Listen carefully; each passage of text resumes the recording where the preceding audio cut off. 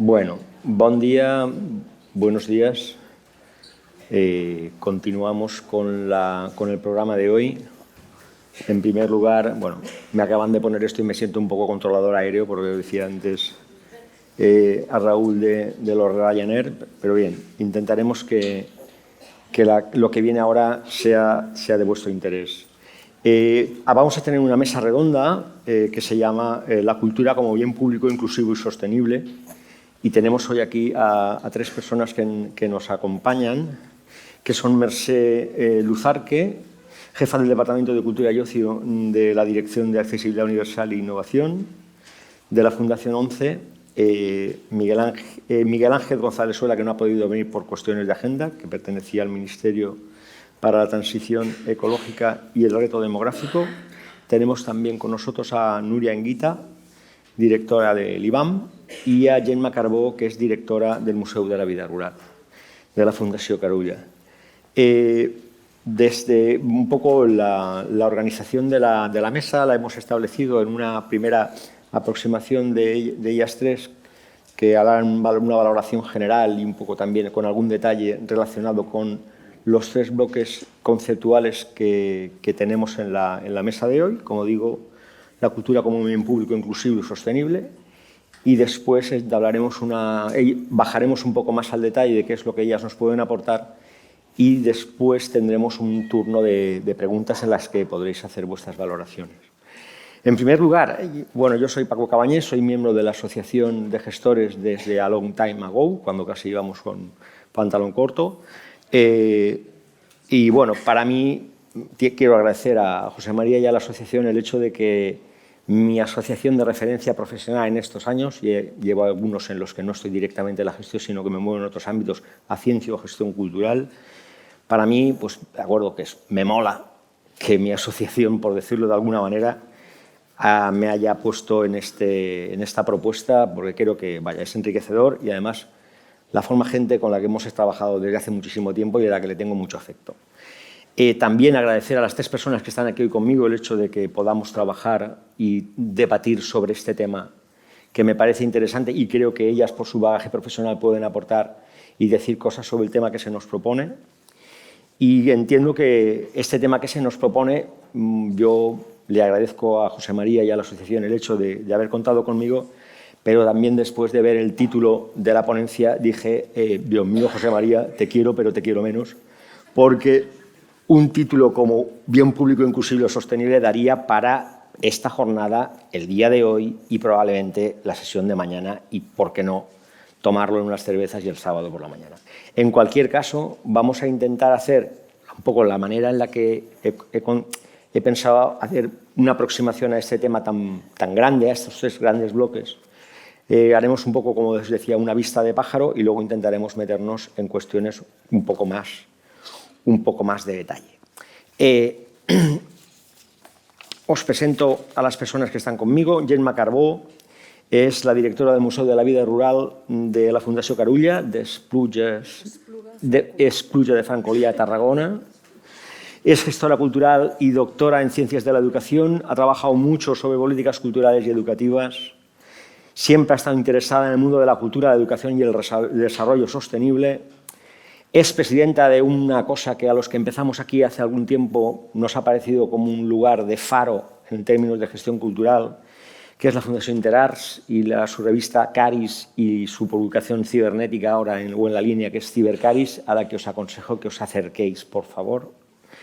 Y trabaja también en este ámbito de la Fundación Interarts, trabaja en el ámbito de la cooperación internacional. También trabaja con la Asociación Arte Internacional para las Artes en la Educación. Núria Anguita es licenciada en Historia y Teoría del Arte por la Universidad Autónoma de Barcelona, es directora del IBAM,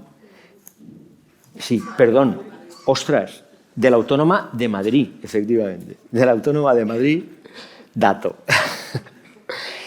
Actualmente es directora del IBAM, fue directora de Bombas Gens y también estuvo al cargo de la dirección artística de la Fundación Antoni Tàpies. Ha sido miembro del equipo de dirección del programa Arte y Pensamiento de la Universidad Internacional de Andalucía y coeditora de After Eye Journal entre 2007 y 2014. Fue conservadora del IBAM, ha sido cocomisaria de la Bienal de San Paulo, del Manifesta 4 en Frankfurt y del Encuentro Nacional de Medellín. Y ha impartido bastantes conferencias y tiene publicaciones a las que también os aconsejo que, por favor, le deis un tránsito. Yo se lo comentaba antes a Nuria, ella me mira así, yo creo que estas cosas hay que decirlas de vez en cuando, porque podemos sacar músculo. El IBAM está dentro de las 10 mejores instituciones culturales de España en el año 2022. Y creo que esto se tiene que decir. El IBAM no estaba en ese top 10 y a fundación de la encuesta realizada por la Fundación Contemporánea, pues ha sido, de alguna manera, se ha colocado en ese espacio de las grandes instituciones culturales españolas en el año 2022. Lo que ha ayudado con esta institución y otras a que tanto la Comunidad Valenciana como la Ciudad de Valencia empiezan a estar en la parte alta de la tabla en términos de vitalidad cultural, de identificación y de cierta singularidad en los programas y proyectos que se desarrollan en nuestro territorio. No es para salir aquí a decir que somos estupendos, pero creo que estas cosas de vez en cuando tenemos que señalarlas. Por último, tengo a Mercè Luz Arqué, que es responsable del Departamento de Cultura y Ocio de la Dirección de Accesibilidad e Innovación de la Fundación 11. Es licenciada en Bellas Artes por la Universidad de Barcelona y máster ejecutivo en Economía Social. Antes de ocupar el puesto, ha trabajado 11 años como el Museo Trifológico de la ONCE, un museo para ver y tocar. Sus funciones actuales incluyen el desarrollo y ejecución de proyectos en áreas como el turismo accesible, el ocio, la cultura, el diseño para todas las personas, así como actividades específicas de sensibilización. Entre estos proyectos destaca el Congreso de Turismo y Tecnología para todas las personas, la Bienal de Arte Contemporáneo, la Casa Inteligente Accesible y Sostenible y el Camino de Santiago Francés Accesible. Vaya, veo que se están escribiendo mis palabras, lo comentábamos antes, vale, me parece perfecto. Os va a servir seguro, porque yo cuando me pongo a hablar a veces no se me entiende nada y creo que esto os va a ayudar mucho. A mí me puede frustrar, pero igual a vosotros os facilita el tema. Vale, de acuerdo, pues ahora, si queréis, vamos a entrar un poco en la conferencia, bueno, en la mesa redonda, y cada una de las 3 personas que nos acompañan hará una breve introducción a la institución en la que está y a cómo ve ella un poco el objeto del debate que nos convoca ahora en esta parte del programa. ¿De acuerdo? Gemma. Muy bien.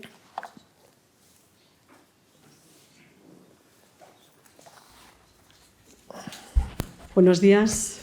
Muchísimas gracias por la invitación. Es un lujo siempre estar en estos eventos presenciales y poder compartir físicamente espacios y debates en estos tiempos de digitalización absoluta. Bueno, no puedo estar más de acuerdo con todo lo que ha dicho Raúl en su conferencia inaugural, pero lo que vamos a intentar en esta mesa es como aterrizar en ejemplos muy concretos cómo estamos intentando hacer esto, ¿no? La pregunta que había también entre el público cuando ha terminado la sesión de Raúl. En mi caso os estoy hablando desde una fundación privada, Fundación Carulla, una fundación que tiene muchos años de historia, desde el año 72, pero que hace ahora unos años inicia un giro, una gestión de cambio de la organización para pasar de un modelo de apoyo a la cultura clásico, convencional, de mecenazgo, digamos, a dedo, a un modelo de apoyo a la cultura basado en todo lo que estábamos escuchando que decía Raúl, ¿no? En esta idea de entender la cultura como herramienta fundamental para transformar nuestras realidades. Esta fundación tiene una serie de premios, de convocatorias, pero tiene además lo que era la casa original de la familia Carulla en la Espluga de Francolí, que se convirtió desde el año 88 en un museo de la vida rural, que homenajea, digamos, a una forma de vida que parecía que estaba desapareciendo en su formato, digamos, clásico, pero que nos hemos dado cuenta de que no solo no está desapareciendo, sino que a lo mejor es un elemento clave para imaginar estos futuros de los que también hablaba Raúl, en clave de sostenibilidad, en clave de integración, en clave de cohesión social, ¿no? Entonces, bueno, para dar respuesta a los 3 ejes de esta mesa, que realmente son 3 ejes para 3 tesis doctorales, sí que quería empezar diciendo cultura como bien público. Estoy de acuerdo, Raúl, hablar de bien público nos remite siempre a la administración pública. Ahí voy a lanzar una pregunta y voy a explicar cómo lo hemos resuelto nosotros. En nuestro caso, la casa, el edificio donde está el museo y la colección son propiedad de una fundación privada. Pero este museo está registrado como museo público en la red de museos de Cataluña y se entiende a sí mismo como un espacio al servicio de la comunidad, es decir, gestiona la cultura como un bien público, pero la gestión es a través de una fundación privada. Y lo digo porque este es un debate también eterno que ya planteábamos en sus momentos, el diálogo público-privado. No es que hayamos avanzado poco, yo creo que hemos avanzado mucho, pero hemos sistematizado poco los resultados y sería interesante analizar estos ejemplos, creo yo, de buenas prácticas, ¿no? En nuestro caso concreto, además, el museo está ubicado en un pueblo de 3.600 habitantes. El diálogo permanente con el ayuntamiento, con el Consejo Comarcal, con la Diputación y, sobre todo, con los vecinos del pueblo, nos permite entendernos no como un espacio de una fundación privada, sino como un espacio público que es posible gracias al apoyo económico de una fundación privada, ¿no? Que es una forma de retornar lo que esta fundación le debe a la sociedad. Dicho esto, el tema de la accesibilidad, ¿cómo lo entendemos en el museo? Creo que aquí hay gente muy experta en los temas de accesibilidad que nos darán otra visión. En nuestro caso, desde los museos, el tema de accesibilidad hace tiempo que está sobre la mesa en Cataluña, en el nuevo plan de museos de la Generalitat, el Museo Social, el Museo para Todos, está muy presente. También, desde hace ya unos años, somos muy conscientes de que a lo mejor hay que dejar de hablar de públicos y de mercado y empezar a hablar de ciudadanía, porque la cultura, ahora ya lo sabemos, es un derecho fundamental que está en la Carta de Derechos Humanos, con lo cual hay que exigir la garantía de este derecho, ¿no? Y hay que entender que este bien público, este espacio de acceso común, lo es no porque alguien lo haya decidido, sino porque tiene que ser así. Dicho esto, para nosotros la accesibilidad y la inclusión viene dada con el concepto de cultura como herramienta de transformación social. Hicimos hace ya 3 años un encuentro que les llamamos Mutare, encuentros de transformación, con todos los gestores o buena parte de los gestores culturales en Cataluña y con buena parte de los actores culturales, y de ahí salió un decálogo de cómo tenía que ser un proyecto cultural transformador. Y hay algo que es muy evidente, que decimos mucho, pero que os voy a explicar cómo lo hacemos en nuestro caso, que es que la persona esté en el centro. O sea, que no hagamos una oferta cultural, sino que respondamos a un derecho esencial. Y esto es un cambio de paradigma radical. ¿Cómo lo hacemos esto? En nuestro caso, back to basics, lo llamamos educación. Pero educación expandida, como dicen los compañeros de CEMOS, y educación entendida como función esencial de los espacios culturales. Pero de verdad, no como el servicio educativo que viene cuando ya lo he hecho todo, no. Educación como alma y estructura de todo el proyecto museístico. Y lo digo con orgullo porque entre compañeros de museos muchas veces perfiles de alguien que viene del mundo de la educación no se acaban de entender en la dirección de un museo. Y la Fundación Carulla en ese sentido hizo una apuesta muy valiente diciendo no, se puede gestionar un museo entendiéndolo como espacio educativo.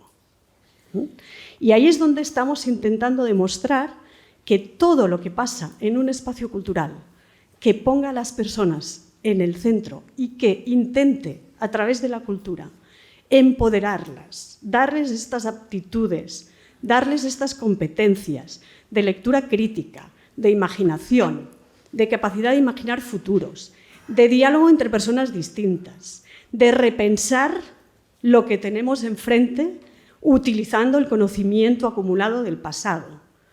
Todo esto es educación, pero es educación no desde una autoridad intelectual que dirige el museo, sino con los maestros, con los niños, con las comunidades.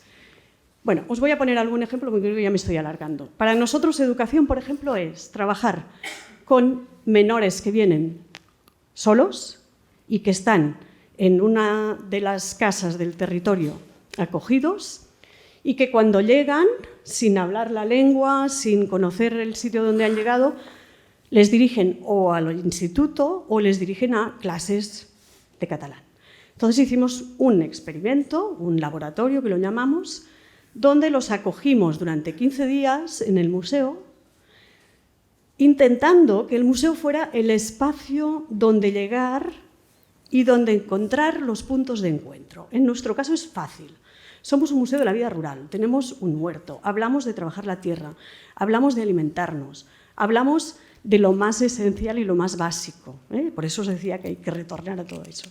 Pues ahí era fácil encontrar puntos de encuentro con estos chicos y chicas que vienen de países donde también se trabaja la tierra, donde también se come, donde también hay oficios, donde también hay formas de vivir como las que estamos planteando en el museo. A partir de ahí fue fácil encontrarnos y empezar, a pesar de las dificultades por temas de lengua, por temas de diferencias culturales y formativas, empezar a establecer una conversación que nos permitirá crecer como museo, como realidad y como pueblo. En el mundo rural la inmigración es una necesidad vital. Están perdiendo población y sabemos que necesitamos que esta gente venga. En cuanto a la sostenibilidad, para ir ya también trabajando el tercer eje y dejar espacio a las compañeras. Para nosotros esta educación, esta función educativa del museo, a partir de esta memoria de este mundo rural, es una educación que justamente está centrada en educar para los retos de la sostenibilidad. ¿Por qué? Porque en el fondo el Museo de la Vida Rural nos está hablando de ¿qué? De cómo se gestionaba el agua como recurso fundamental comunitario, de cómo se trabajaba la tierra antes de que llegara la agroecología y con la revolución verde que generó toda una serie de cambios, de cómo se aprovechaban las energías que ahora llamamos limpias desde toda la vida, de qué es lo que ahora llamamos economía circular y que antes era como básico, aunque no se llamara así, que es aprovecharlo absolutamente todo, etcétera, etcétera, etcétera. Esta educación para la sostenibilidad la trabajamos en todas las propuestas del museo, exposiciones temporales, conferencias, eventos como el Festival de Educación para la Sostenibilidad, que reúne cada año a comunidad educativa y artística y cultural. Vamos a empezar un tema de residencias artísticas también para que los artistas comprometidos con el tema de la sostenibilidad puedan poner su creación al servicio de esto.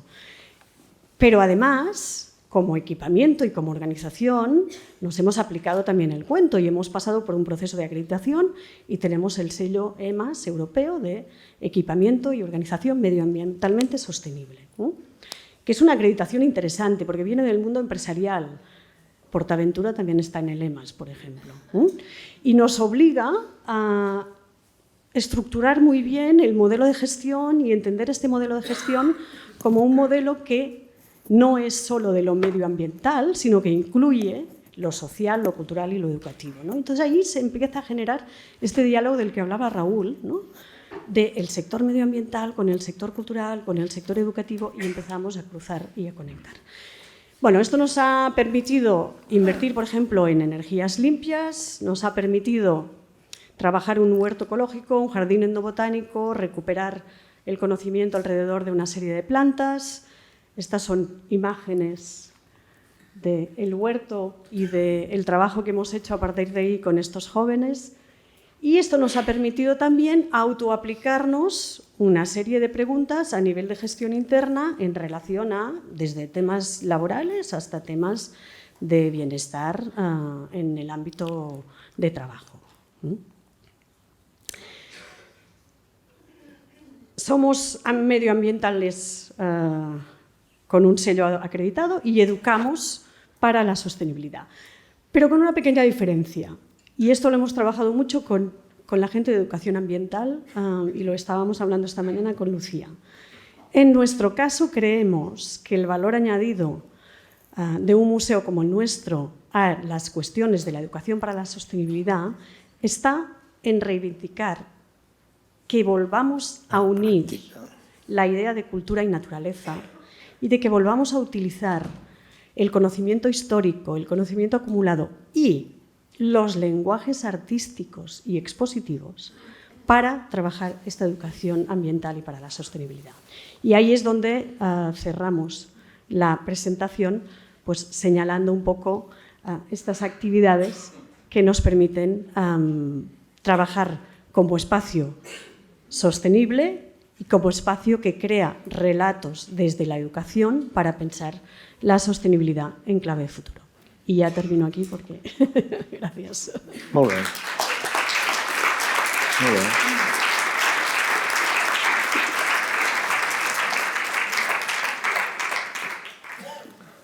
Ahora Nuria Anguita nos presenta un poco el proyecto.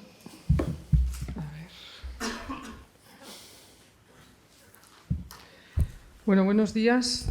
Muchísimas gracias a la organización de esta conferencia, de la que supe hace mucho tiempo, porque me invitaron hace más de un año o año y medio. Y bueno, muchísimas gracias a todas las personas que estáis aquí. Es un gran placer, como digo, estar hablando en estos foros.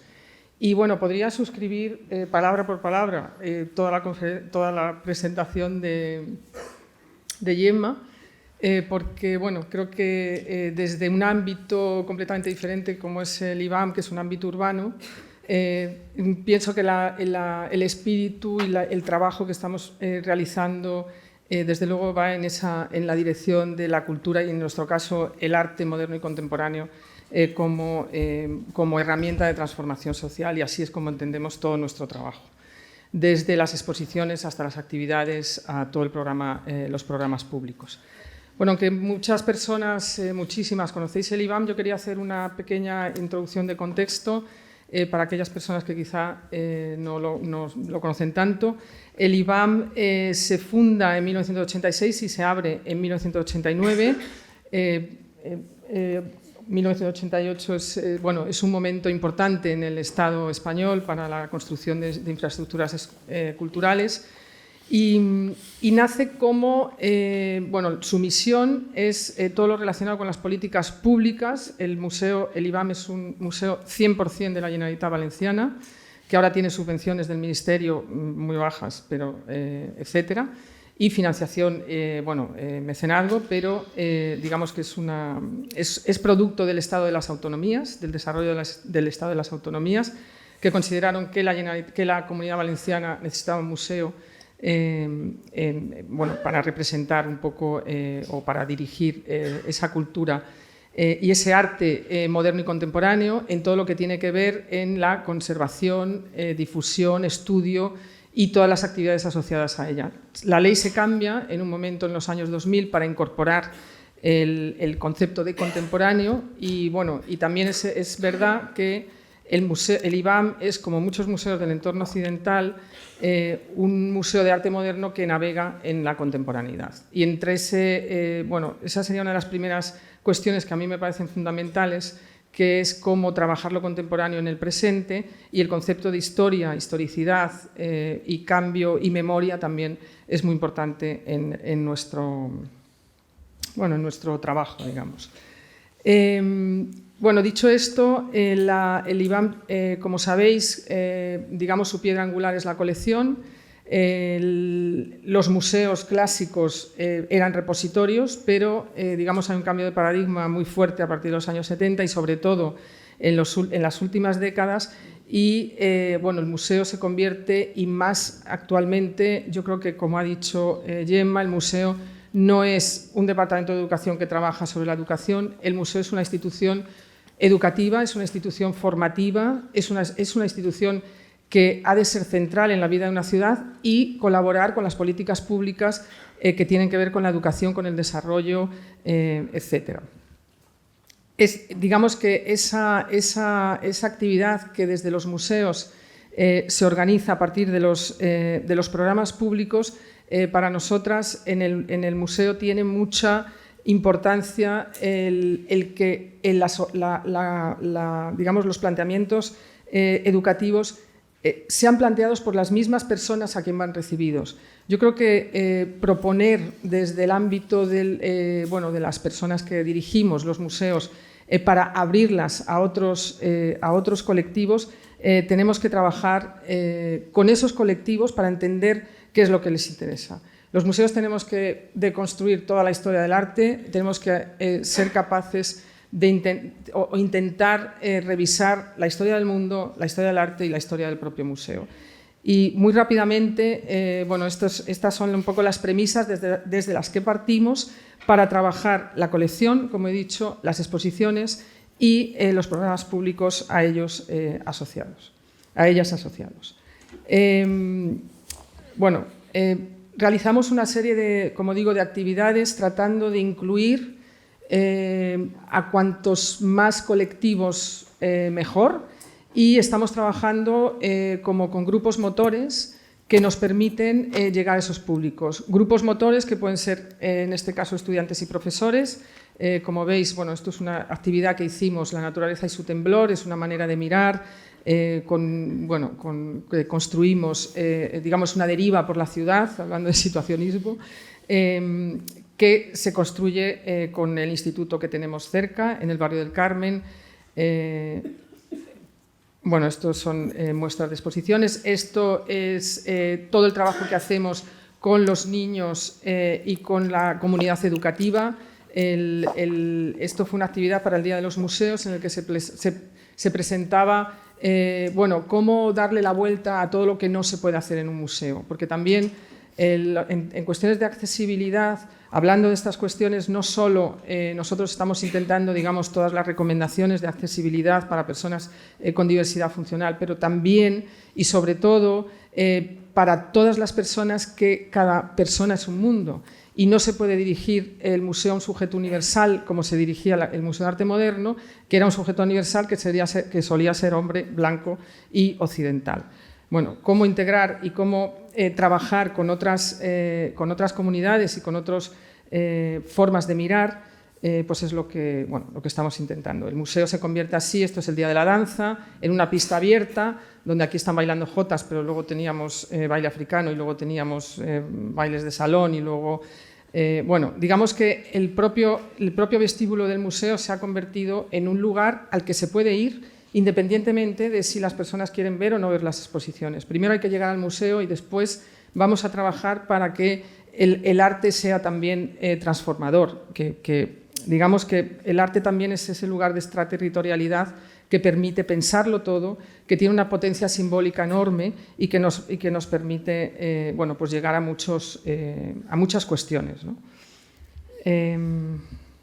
Yo miro el reloj, pero no sé cuánto me queda. Pero voy. Un par de minutos, 3 o así. Voy a llegar un poco también quizá a esa mediación. Yo cuando llegamos al museo lo que pretendimos es romper un poco los comportamientos estancos entre exposiciones, programas públicos, conferencias, y tratar de que toda esa investigación, el IBAM es un instituto, incorporar esa vertiente investigadora en todos los procesos que llevamos a cabo. De esta forma, las exposiciones surgen de procesos de investigación y se activan, digamos, y se trabaja su activación desde el principio. Estoy intentando llegar. Voy a mostrar una serie de imágenes de estos programas públicos que lo que intentan es, en este caso, por ejemplo, el artista Luce, le invitamos a que dialogara con Pinazo. Que efectivamente no tienen absolutamente nada que ver, pero un siglo de distancia permite que un artista que trabajaba en la calle a otro artista que trabaja en la calle. Los intereses son evidentemente completamente diferentes, pero hay un trabajo del espacio biopolítico, que es la calle, en el que tanto a finales del siglo XIX como a principios del XXI se puede encontrar un modo de pensar.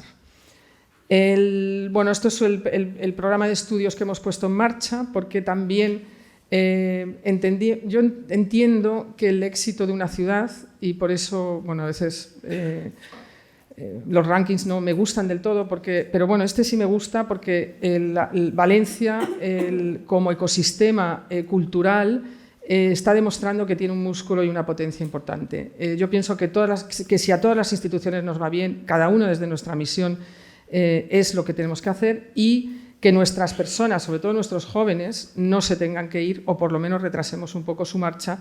Y, bueno, faltaría el tema de las oportunidades de trabajo, pero también una ciudad que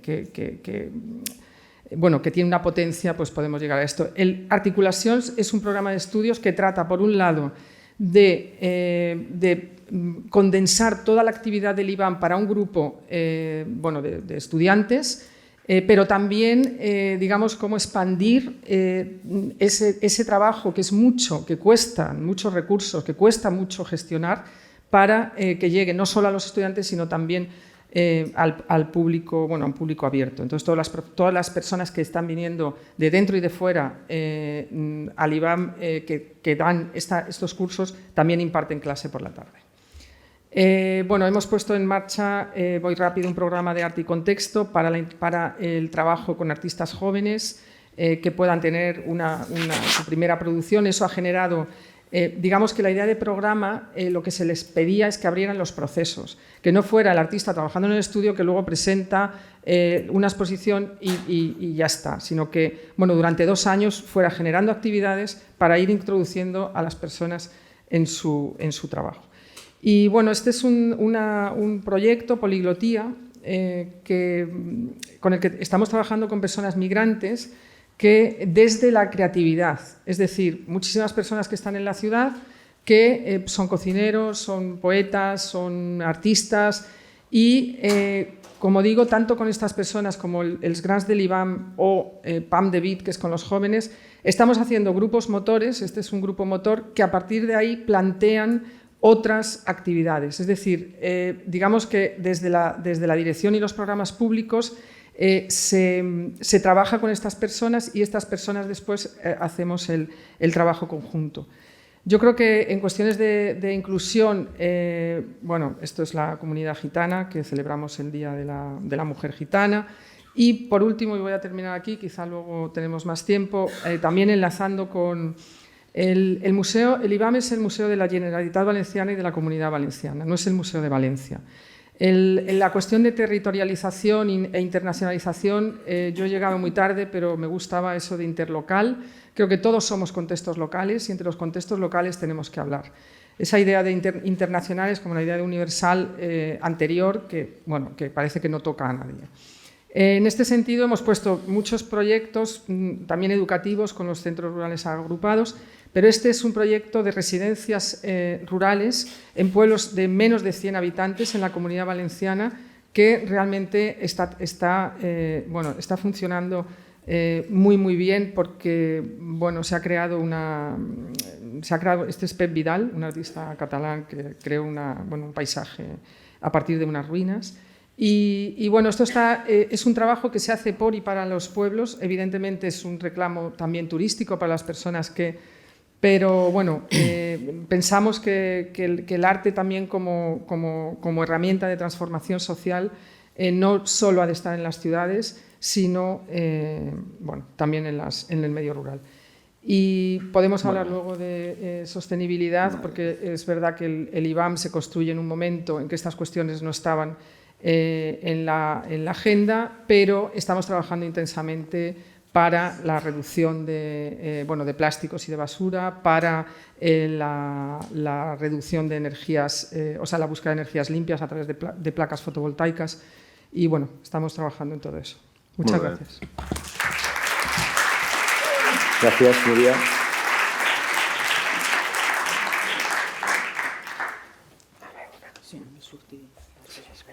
No, sí, un moment. Hola, bon dia a tothom. Buenos días a todos. Primero agradecer a la organización el haber invitado a la Fundación 11.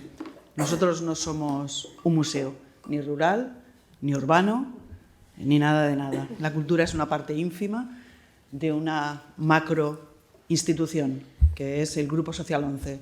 Somos 72.000 trabajadores. Somos el cuarto empleador en España, después de Mercadona, del Corte Inglés y de ACS, pero somos el primero a nivel mundial en la contratación de personas con discapacidad.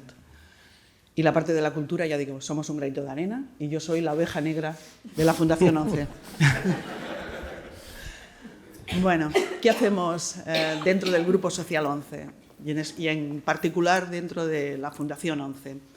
La Fundación 11 nace en el año 88, 50 años después de la creación de la ONCE. La ONCE es de y para ciegos y nace en el año 38 y la Fundación en el 88. Y luego tenemos, tanto ONCE como su fundación, un grupo de empresas. Las de ONCE se llaman CEOSA y las de la fundación se llaman Fundosa.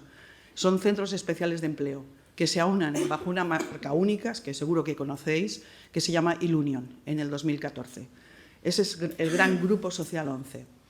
¿Qué hacemos en la Fundación 11? Pues tiene dos objetivos fundamentales o dos pilares fundamentales, que es el empleo de las personas con discapacidad y, por tanto, la formación y, ¿por qué no?, en las artes y la accesibilidad universal e innovación.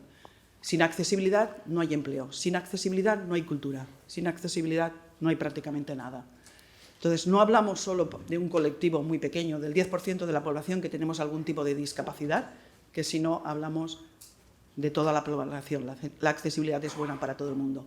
Siempre decimos que es indispensable para el 10%, es necesaria para el 40% y es confortable para el 100%.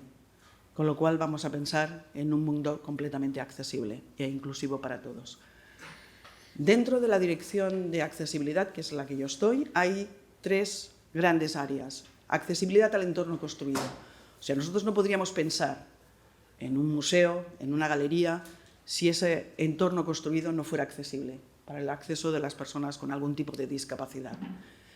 Luego, accesibilidad a las tecnologías. La tecnología es una aliada de las discapacidades, con lo cual realmente el problema, una vez has accedido a ese gran continente expositivo, necesitas acceder a los contenidos. Y si no hay accesibilidad, si no hay tecnología, imposible acceder a esos contenidos por parte de las personas ciegas o deficientes visuales, como es mi caso. En caso de las personas sordas, como aquí tenemos la intérprete de lengua de signos y la subtitulación, que te ha sorprendido la subtitulación en directo de lo que estamos diciendo. O sea, este evento no sería accesible si no tuviéramos la intérprete y si no tuviéramos la subtitulación para las personas que están aquí, que podrían tener problemas de audición o ser sordas.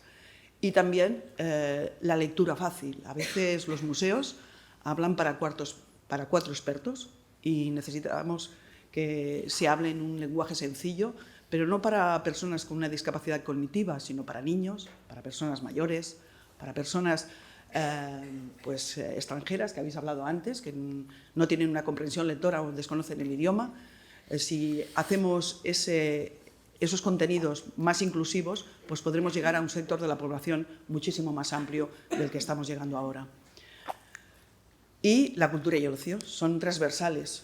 O sea, yo no me podría plantear hacer nada si no hablara de la accesibilidad física y no hablara de la accesibilidad a las tecnologías. ¿De acuerdo? Entonces, como digo, soy un granito de arena. Estamos formados por dos personas dentro de este gran grupo social, que somos 72.000 trabajadores. Imaginaros llevar todo el tema cultural. Dos personas que somos en la Fundación 11. Y ahora me voy yo, que me jubilo dentro de un mes. O sea, que no sé qué va a pasar con la cultura.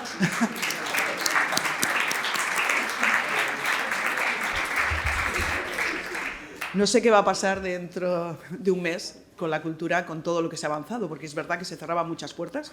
Como he dicho, no somos un museo y llamábamos a muchas puertas para poder hacer una exposición con artistas con discapacidad que crean y disfrutar de esa cultura por parte de toda la población.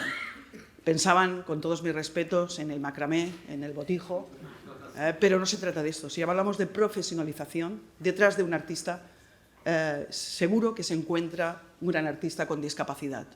Es que nada más lejos, o sea, os voy a mostrar algunos de los artistas que han expuesto en esta última Bienal, que se ha finalizado el día 29, o sea, este domingo. Ya se ha clausurado los tres días desmontando para que las obras vuelvan a sus colecciones particulares de los propios artistas, colecciones privadas, museos que han colaborado, que hay muchísimos, tanto a nivel nacional como internacional. O sea, que estamos hablando de personas con discapacidad, profesionales del mundo del arte, ¿vale? Y además que podamos disfrutar todos de esa exposición. Yo no sé cómo va hoy de tiempo, igual una imagen vale más que 1000 palabras. Siempre hemos utilizado una temática que pueda preocupar al Grupo Social 11. En principio fue la diversidad humana, todos somos diversos. Cuando antes has dicho diversos funcionales, es una palabra que nosotros no utilizamos, y el CERMI, que es el Comité Estatal de Personas con Discapacidad, minusvalía antes y ahora discapacidad, es un término, todos somos diversos funcionales y todos funcionamos de manera diversa. Entonces, vamos a llamar las cosas por su nombre. Somos personas con discapacidad, no personas discapacitadas, porque somos capaces de hacer. Yo hice Bellas Artes, tengo cursos de arquitectura y tengo graves problemas visuales, pero nadie me dijo que no lo podía hacer. O sea, si yo entro y realizo los trabajos o realizo las cosas que me están pidiendo, pues soy uno más, y seguro que esa posible debilidad, en mi caso la deficiencia visual, se convierta en un potencial, porque tendré una manera diferente de percibir aquello que dibujo, aquello que pinto y aquello que realizo. ¿De acuerdo? O sea, nosotros hablamos de ese potencial. Y además grandes artistas de la historia, como podríamos decir Monet, Degas, tenían graves problemas visuales a la hora de crear. Y posiblemente dio lugar al expresionismo abstracto por un problema de cataratas. Posiblemente. Independientemente de que su impresionismo fue evolucionando. Pero también hubo ahí una deficiencia visual que potenció el llegar a ese expresionismo abstracto. Bueno, pues esta vez hemos cogido mujer y discapacidad como temática, porque es un tema que nos preocupa y nos ocupa, y que hay mucha mujer que no aparece en los libros de historia, grandes mujeres con algún tipo de discapacidad que han creado y que están ahí y son de primera línea. Voy a ponerlo, creo que sí veo la flecha. Sí.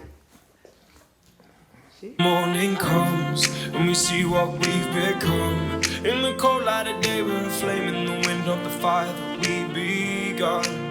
Every argument, every word we can't take back. Cause with all that has happened I think that we both know the way that the story ends. Then only for a minute I want to change my mind, cause this just don't feel right to me. I want to raise your spirits, I want to see you smile. No, that means I'll have to leave.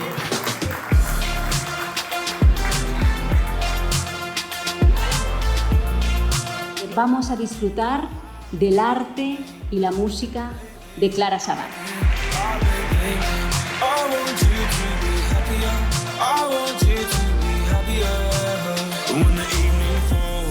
And I'm left there with my thoughts and the image of you being with someone else. Well, it's eating me up inside. But we ran our course, we pretended we're okay. Now if we don't... Bienvenidos a todos y a todas, porque esta Bienal lo que busca es precisamente provocar la atención del mundo de la cultura y el arte sobre la realidad del mundo de la discapacidad y su enorme potencial. Y además aúna la misión y los valores y objetivos que tiene la Fundación 11. Es una forma de dar empleo. El artista tiene que expresar lo que lleva dentro, pero también tiene derecho a vivir de su arte. Decía Edgar Degas que el arte no es lo que ves, sino lo que haces ver a los demás.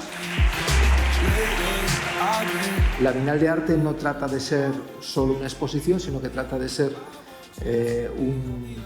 una disculpa, ¿verdad?, para hacer muchas cosas, para interactuar, para convencer de que la inclusión, las personas con discapacidad merecen una oportunidad y tenemos que dársela como sociedad. El objetivo es hacer una sociedad más inclusiva, hacer una sociedad mejor para todos. Todo eso estamos poniendo en marcha, estamos siguiendo en la marcha de un proyecto que trata de hacer una sociedad con más oportunidades para todos. Muchísimas gracias por asistir a este evento. nosotros desde la Comunidad de Madrid queremos ser unos colaboradores en este objetivo, en este reto que tenemos todos de lograr la inserción personal, social, laboral de las personas con discapacidad, el desarrollar este tipo de actividades. Yo creo que es un llamamiento a la conciencia de todos respecto de lo que tenemos que hacer y que queda mucho por hacer en cuanto a la sensibilidad. Y desde luego, si España ahora mismo se encuentra a la cabeza en cuanto a la inserción de las personas con discapacidad, es por la labor que tanto el Grupo Social 11 como la Fundación 11 venís desarrollando desde hace ya tantos años. Los logros de la Fundación 11 en favor de las personas con discapacidad, de su plena integración social y de su vida independiente son conocidos y reconocidos por todos. Porque esta Bienal nos regala una perspectiva diferente. No se trata solo de visibilizar la obra de artistas con discapacidad o de eliminar prejuicios, sino sobre todo de hacer llegar al conjunto de la sociedad la obra de creadores singulares y valiosos. Vamos a ver la actuación de la compañía José Galán de Flamenco Inclusivo. ¿Qué te quieres tú apostar? Que me pongo yo en tu puerta y en el yo dejo un trao. Y el garrotín, y el garrota de la vela de San Juan. Y el garrotín, y el garrota de la vela de San Juan. Porque la verdad es que el arte siempre ha sido un instrumento, un vínculo para expresar lo que las palabras no pueden expresar.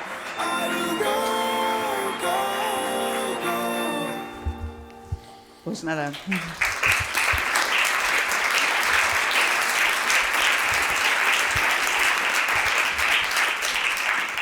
Sí, nosotros lo que hacemos es crear redes, intentar sensibilizar y que es algo que no podemos hacer solos.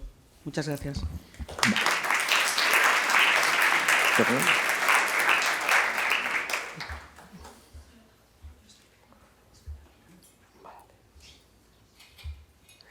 Bueno, pues ahora si queréis centramos un poco el tema atendiendo un poco al minutaje y al horario que tenemos. Habían 3 temas, lo público, lo inclusivo y lo sostenible. Creo que si queréis abrir un debate sobre lo público podría llevarnos a un territorio amplio y demás, y creo que además que también es un debate que creo que está un poco tocado, ¿no? Entonces vamos a pasar esa página, entendiendo que no lo hacemos por una cuestión de hoy, porque a mí personalmente me interesan las 2 cuestiones que conforman la conferencia, las otras 2, la inclusión y la sostenibilidad. Preguntas que os haría a las 3. En principio, el concepto de inclusión o como la posibilidad de personas y grupos vulnerables de cumplir su derecho a la participación en la vida cultural. Esto, aparte de que es una cuestión, entiendo que obligada, nos abre un abanico de propuestas en las programaciones que nos permiten incrementar nuestra utilidad social, ¿vale? Y ampliar, por tanto, también nuestras audiencias. Comentando antes un poco, a mí me gustaría que primero que delimitarais desde vuestro punto de vista si todos los grupos que tienen todos estos grupos a incluir se encuentran en la misma situación, desde vosotros cómo lo veis, y de si es una cuestión en la que debemos o no cambiar el paradigma de nuestras propias organizaciones para hacer no una cosa para incluir, sino tener una mirada inclusiva. Ese sería un poco, creo que el debate, porque creo que de alguna manera todos estamos desarrollando programas y acciones que van en este tipo, pero creo que el quid de la cuestión está en saber sobre quiénes vamos a trabajar, ¿vale? Y sobre todo la perspectiva de la que tenemos que cambiar, porque es un poco también lo que nos va a impedir o lo que nos va a provocar que organizativamente empecemos a ver esto desde otra mirada diferente. Empezar, Gemma, Nuria o Mercé, como queráis. Darle al botoncito rojo. Hay que apretar así con un poco de... Ahora. Sí. ¿Sí? No. Ahora. Sí, no. Sí, ahora ya te tengo. Sí, ahora sí. Sí. Bueno, a ver, hay un espacio que hemos creado como sociedad donde afortunadamente en nuestro país están presentes en condiciones, digamos, más o menos de igualdad relativa, podríamos discutirlo, todas las realidades de capacidades distintas de nuestra sociedad, que es la escuela. Entonces, cuando hablamos de esto, de propuestas para la inclusión, yo creo que la primera gran propuesta, insisto, es la educación. Y ahí están todos juntos, todas juntas, todos juntos. Y en consecuencia, lo primero que nos corresponde es trabajar en ese sentido y en el concepto, insisto, de educación expandida, porque también es educación, la educación de adultos, también es educación, la gente de la tercera edad que cada vez tiene más tiempo y más recursos y más posibilidades y que demanda a los museos pues, estas propuestas educativas y formativas. Y después, como museos sociales, tenemos además que aplicarnos las exigencias de ser accesibles, es decir, de responder al derecho a participar en la vida cultural de todas las comunidades. Y nosotros lo hacemos como pues, planteando, en nuestro caso, los temas a debatir en las exposiciones temporales con estas comunidades. Es decir, la entrada de estas comunidades que no estaban en los museos o no estaban en los relatos clásicos de los museos, hay que hacerla con ellos. En nuestra próxima exposición habla sobre mujeres en el entorno rural. La hemos hecho a partir de una investigación participativa con todas ellas y lo que haremos es que ellas nos digan cómo quieren estar en el museo o cómo quieren no estar en el museo, si es que deciden no estarlo, ¿no? Y así sucesivamente. Hay otros ejemplos, como el que he puesto, en el que los que vienen a buscarnos son entidades que trabajan con colectivos específicos y nos piden cómo podemos colaborar para garantizar este derecho a participar en la vida cultural de estos entornos. Pues ahí hay que estar. Pero yo también creo que a veces nos obsesionamos, ¿no?, los gestores culturales para dar respuesta a todas las discapacidades, a todas las... No, la idea es trabaja con quien está en tu entorno, intentando dar respuesta a lo que tienes en este entorno y pensando, eso sí, en aquellos que a lo mejor no están en tu entorno, pero estarían si pudieran estar, ¿no? No sé. Nuria. Sí, bueno, totalmente de acuerdo. Yo me ha gustado mucho el 10-40-50, porque efectivamente también yo creo que discapacitados somos todos, igual que diversos funcionalmente, y todos necesitamos ayuda y todos podemos prestar ayuda.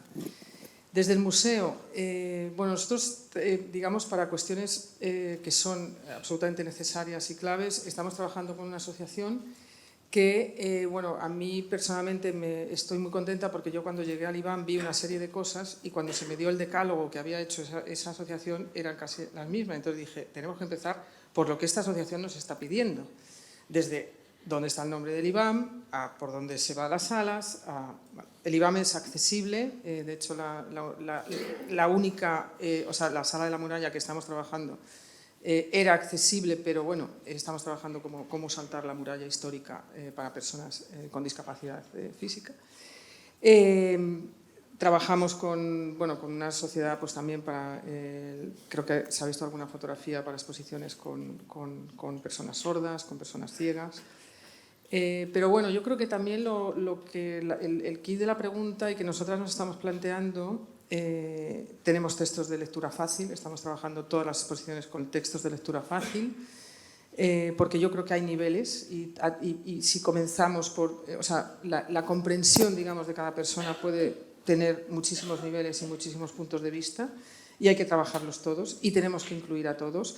Luego, finalmente, está el catálogo, que la persona que se lo compra, pues ya puede haber un texto un poco más complejo. Pero, desde luego, el texto de sala, el texto de web, hay un intento y también hay específicamente lectura fácil de todas las exposiciones que se pueden descargar en web.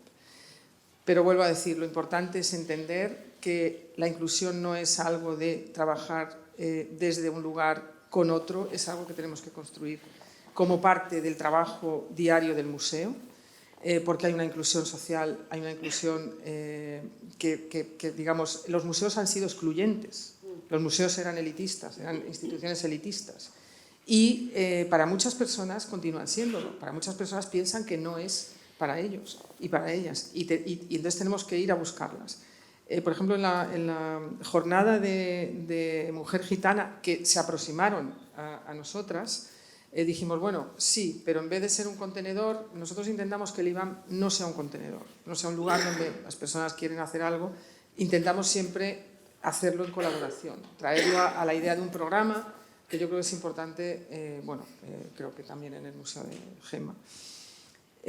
Hicimos una visita guiada con una persona de nuestro equipo de mediación y una persona, una de las mujeres. Y fue interesantísimo, porque evidentemente fue Teresa Lanceta, que es una persona que también ha trabajado con comunidades gitanas, pero independientemente lo que esas personas decían, evidentemente no tenía quizá nada que ver con la historia del arte, pero todo es importante. Y como ha dicho Gemma, hay un intento, desde luego, de cumplir la ley, eso absolutamente, porque está fuera de toda duda, pero además de trabajar para incluir a más personas y desde luego, pues esas personas que el relato del Museo Moderno no había incluido tampoco, porque no... Y me ha llamado la atención porque en la exposición de Teresa, lo que quiero decir es, tenemos un proyecto que hizo en el MACBA, los oficios del Raval, y con adolescentes es un instituto en el Raval que tiene 37 lenguas. El departamento de lengua, que es una persona increíble, trabaja mucho con el MACBA, y entonces Teresa lo que planteó es, ¿qué es lo que nos une? Lo que nos une es la tierra. Todas las personas que estaban allí, vinieran de donde vinieran, del Prat o de Nueva Delhi, tenían un abuelo, una abuela o un bisabuelo agricultor. Y a partir de ahí, pero los chavales que estaban allí no iban al museo, pero tampoco entraban en ciertas tiendas, en galerías. Entonces la idea de los oficios del Raval fue entrar en esas tiendas y que esas personas... eso desde luego ha generado en chavales adolescentes, luego hicimos exposiciones, visitas guiadas en 10 lenguas, que las hacían ellos. Yo creo que es un proyecto que cuesta mucho trabajo, mucha dedicación, evidentemente los recursos siempre son limitados, pero creo que la micropolítica es lo que nos va a hacer que cambiemos las estructuras. Muy bueno. Sí. No puedo estar más de acuerdo con lo que decís. Si hablamos de inclusión, tenemos que incluir a todo el mundo. Y es verdad que la buena accesibilidad es la que pasa desapercibida y muchas veces pensamos que la accesibilidad es fea, ¿no? Yo siempre hablo de sexy, accessible. O sea,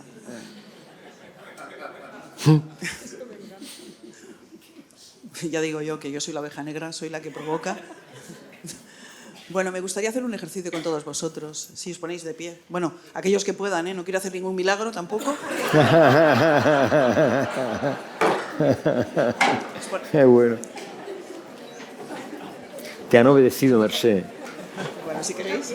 Tiene una altísima capacidad de convocatoria, muy bueno. Me gustaría que os sentarais todos aquellos que utilizáis gafas, por favor. Utilizáis gafas.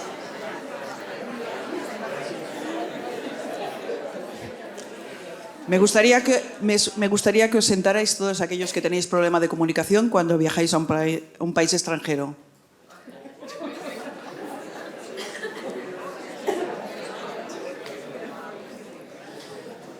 Y todos aquellos que habéis viajado con un carrito de bebé, con el carro de la compra y os habéis encontrado alguna gran escalinata, por favor, sentaros.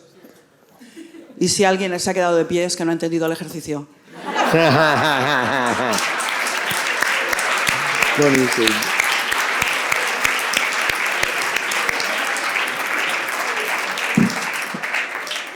La verdad es que después de este ejemplo todos tenemos discapacidades.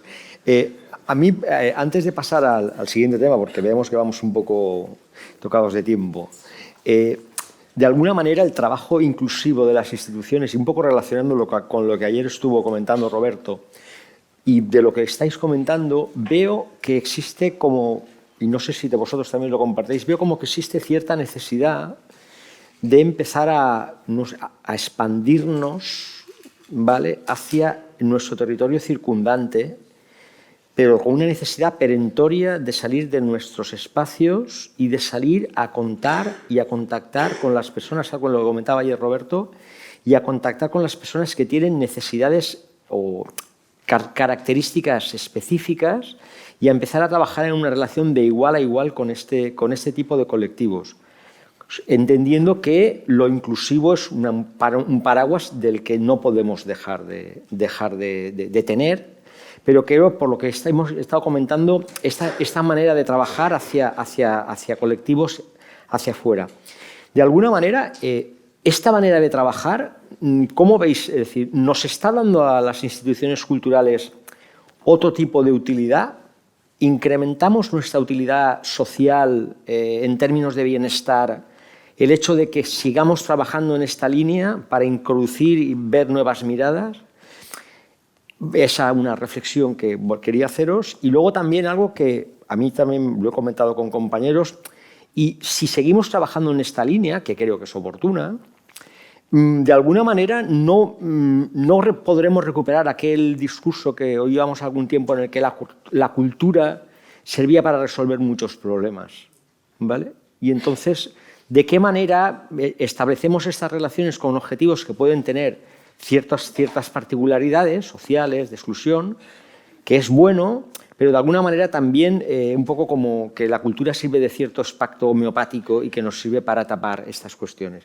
Es decir, yo entiendo que por un lado hay que aplaudir y debemos trabajar en esta línea de expandirnos y de tener nuevas miradas, porque las miradas propias pues, se están quedando, como decía ayer Roberto Cortas, pero un poco también no intentar cargar a la cultura de cosas de las que no se puede encargar, ¿no? No sé si entendéis un poco esa confrontación, ¿no? Entiendo que la primera es sobre la que tenemos que trabajar, pero vaya, me gustaría que comentarais un poco esto.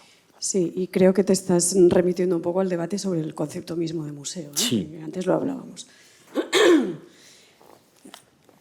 Hay que establecer este diálogo con la ciudadanía, que es a quien nos debemos, en realidad somos ciudadanía, sin olvidar cuál es la misión y la visión de nuestros equipamientos. Es decir, no habrá cultura si no conservamos el patrimonio, ¿no? Y en ese sentido, a veces, cuando me decías, en la Agenda 2030 no está la cultura, con Lucía lo hemos hablado mucho, me niego a aceptar eso, está.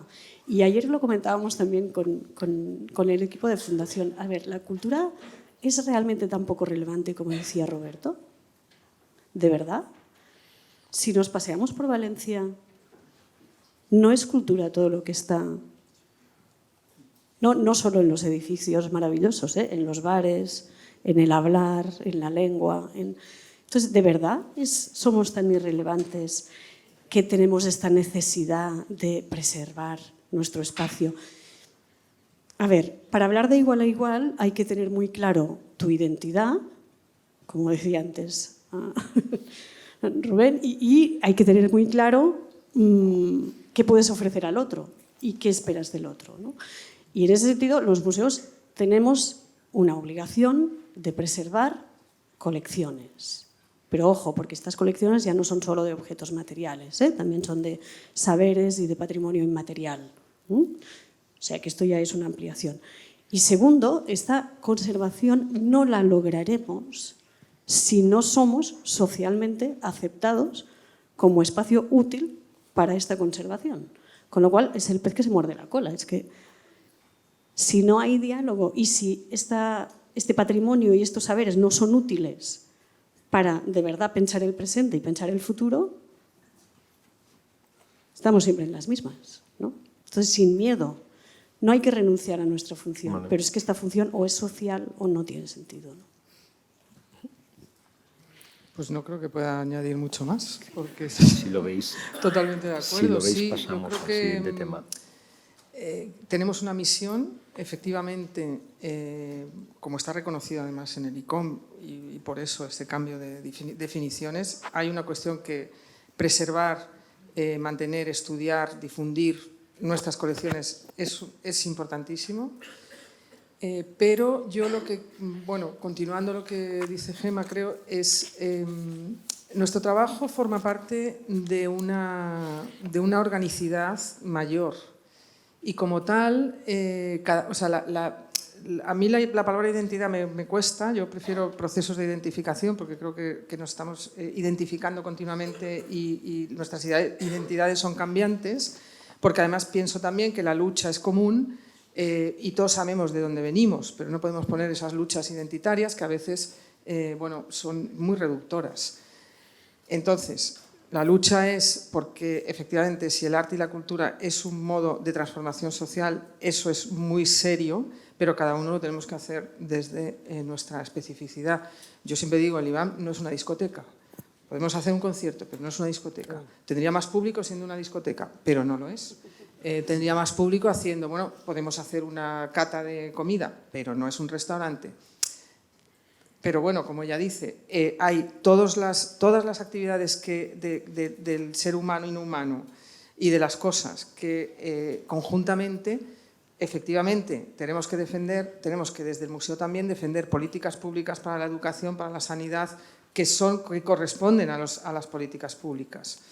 Que yo soy más amante del término público también y del término común, pero yo creo que el servicio público no tiene que ver con la idea de administración, tiene que ver con que incluso cuando se es una fundación privada, si se tiene un servicio público o no se tiene, porque es muy diferente. Hay instituciones que no tienen, y bueno, me parece bien también, que sí, cada uno que haga lo que quiera. Pero bueno, yo creo que efectivamente tenemos que exigir esa educación pública, esa sanidad pública y desde los museos trabajar en colaboración para hacer una sociedad pues mucho mejor, para cuantas más personas mejor. Bien, como he dicho, no somos un museo, no tenemos la misma visión. Nosotros es la sensibilización y creemos que la cultura tiene un gran poder transformador.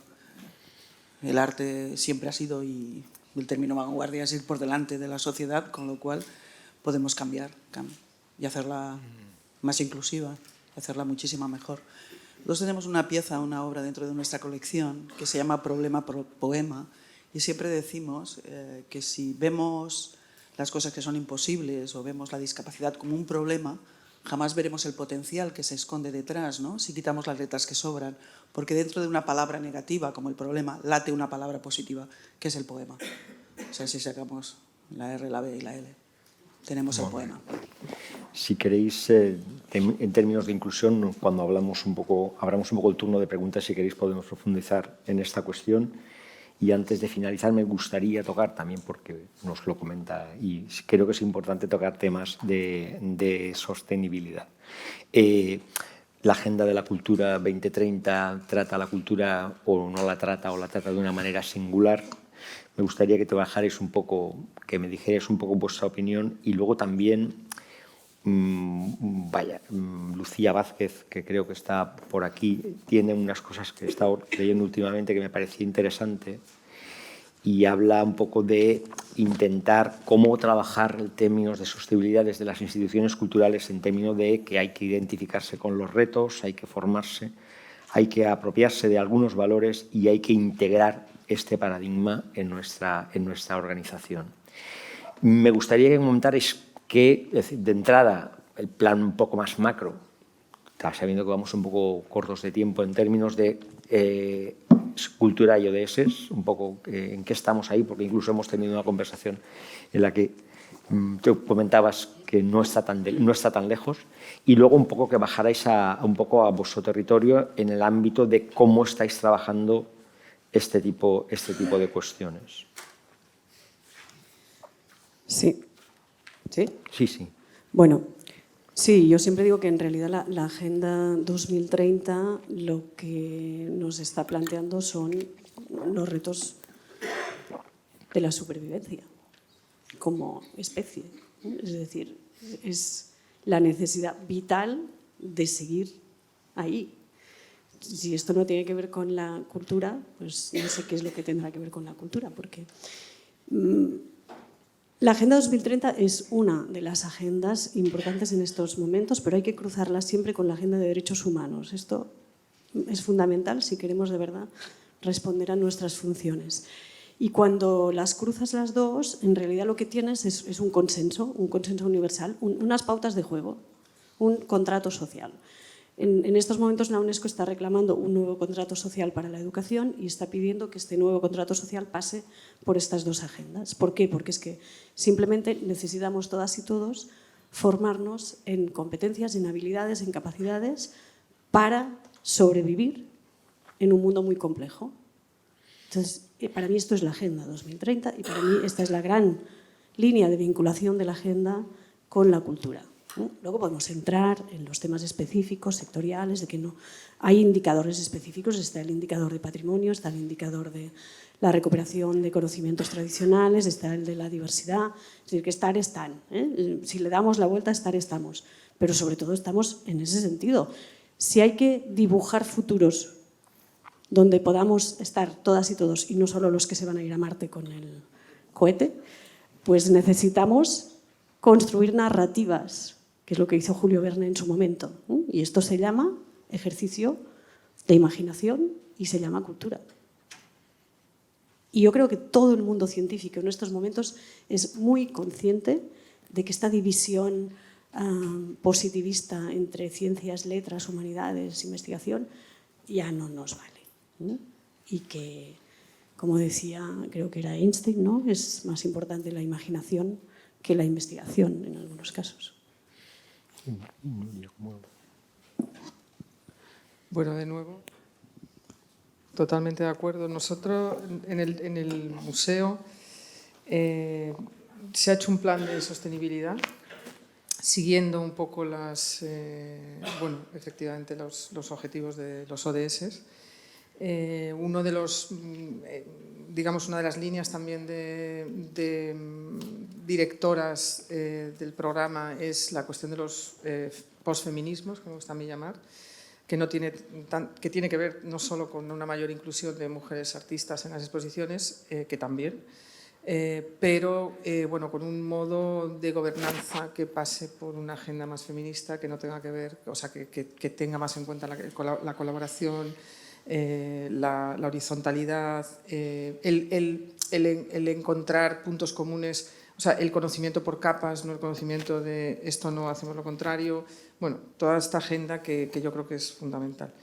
Y bueno, yo en esto tengo una chuleta. Tenemos el Plan de Desarrollo Sostenible, que hemos contemplado seis objetivos que tienen que ver con la mejora de los sistemas de gobernanza, la mejora del entorno de trabajo. En algo que hemos trabajado mucho, hemos hecho un proceso de escucha en el barrio del Carmen con más de 40 agentes culturales, sociales, centros de discapacidad, centros de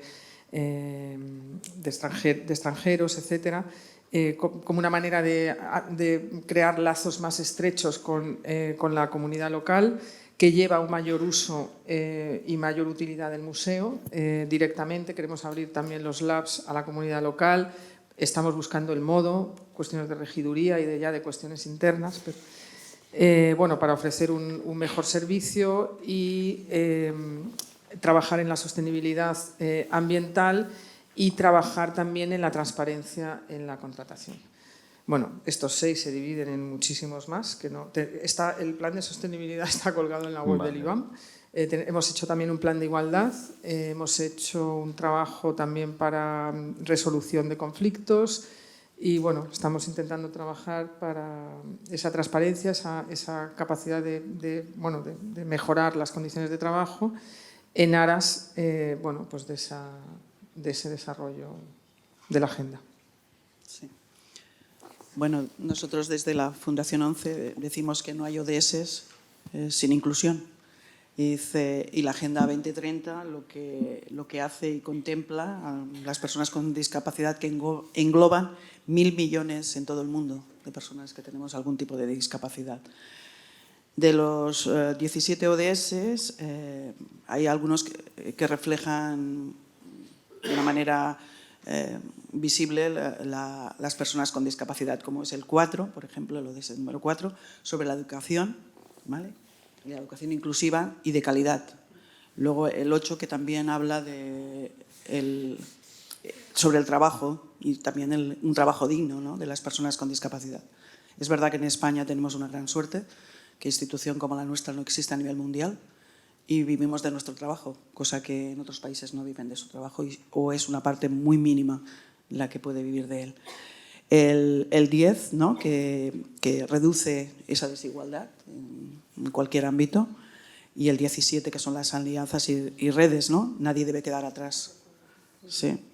En cuanto a la sostenibilidad, pues también es algo que tenemos muy claro desde la Fundación 11, que contribuya no solo la sostenibilidad medioambiental, que también, sino la sostenibilidad social. Podríamos enumerar, estamos en casi todos, podríamos enumerar cada uno de los ODS. ¿Os parece que abramos el turno? ¿No? Entiendo que son las 11, la 1 y 10, las 11 no, la 1. Si queréis, os parece que hablamos un poco, hemos intentado hacer un ejercicio de planeo genérico de los temas que se nos proponían. Y bueno, en principio me gustaría, si queréis, abrimos un turno de preguntas